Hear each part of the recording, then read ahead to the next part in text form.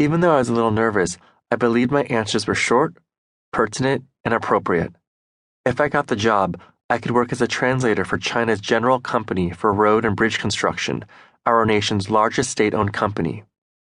After about an hour of intense interviewing, he stuck out his hand. "You have the job, and you will receive double salary. One part will be paid in American currency, and the other paid in Chinese currency. Our company has a new job in Kenya, so that might be your first assignment." "Thank you," I said, trying not to calculate how much money I'd now have per month.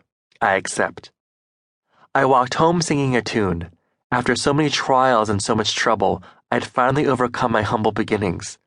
But when I got back to the silence of my home, I didn't have the peace I figured would come with this new job. That's when the Lord reminded me of my pledge. I tried to shove it out of my mind. After all, I'd scrimped by on almost nothing my entire life. Now that I had a wife, couldn't I simply make a little extra? Or even a great deal extra? "I think I might be going to Kenya," I told James during the next men's prayer meeting. "To Kenya? Won't that complicate your plan to spread the gospel in China?" I knew God wasn't going to let me get away from His will for my life. I broke down and told James all about my occupational decisions and struggles. I wanted to make money, but I'd pledged to God I'd take a job that allowed me to do ministry as well. While I discussed my options with my friend, it became undeniably clear. "I should be about the kingdom's work," I said at last. "The Lord will honor my commitment and show me what job is best for my circumstances." There was one job option that would give me flexibility during the evenings and enough money to make ends meet. Barely. Neither of us said the word teacher, because we both knew I'd been rebelling against that job my entire life, but that was the only option that would allow me to keep my promise. "Yes," my friend said, "there's got to be some sort of job." His voice trailed off ambiguously. "God will make it clear."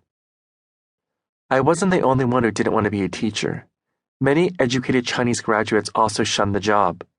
The Communist Party school was a training ground for those on the way to becoming high-ranking communist leaders.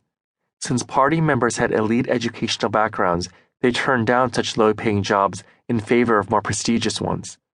Consequently, the Communist Party school couldn't find enough English teachers within the party to teach their budding officials. The school began hiring non-communist members. "We still need one more teacher," a woman who'd graduated from the same university program told me. She'd taught English at the Communist Party school for a few years and seemed quite content. "Sorry," I said, "I'm not a communist." "I was the first non-communist they hired," she said. "Believe me, they'd prefer I was a member, but it came down to a teacher shortage. They needed me. If you're interested in a job, I think you'd be perfect." The next morning, I shuffled into the heavily guarded, unmarked campus far from Tiananmen Square.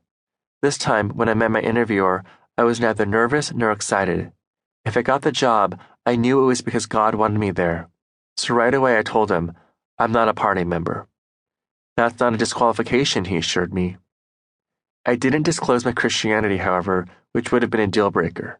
An hour later, I walked out of that school with a job offer and a smile. "You won't believe what job I just got," I told James after the interview.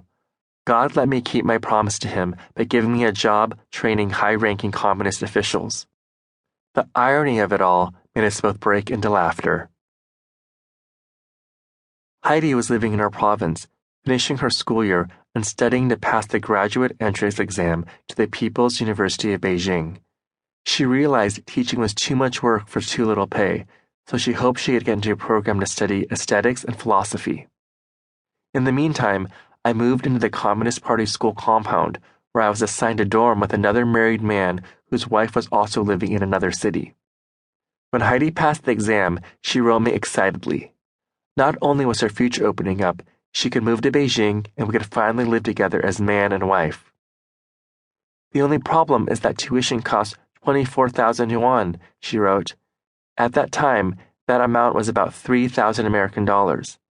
It was such an unobtainable amount of money, there was no way she'd be able to attend without divine intervention.